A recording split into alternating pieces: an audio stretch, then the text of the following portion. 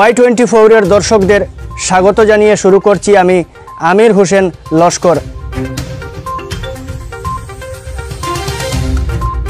দীর্ঘদিন থেকে ক্যান্সার রোগে আক্রান্ত হতদরিদ্র বরখোলা সমষ্টির সোনাপুর জিপির বাসিন্দা নুরুদ্দিন সাহেবকে নগদ 2000 টাকা দিয়ে আর্থিক সাহায্য প্রদান করল north east United social welfare ফাউন্ডেশনের কাছাড় জেলা কমিটি। কাছাড় জেলা কার্যকরী কমিটির সদস্য হাফিজ খায়রুজ্জামান মজুমদার সাহেবের উদ্যোগে north east United social welfare foundation Cachar জেলা কমিটি এবং কেন্দ্রীয় কমিটির যৌথ সিদ্ধান্তক্রমে উনাকে আর্থিক সাহায্য প্রদান করা হয়।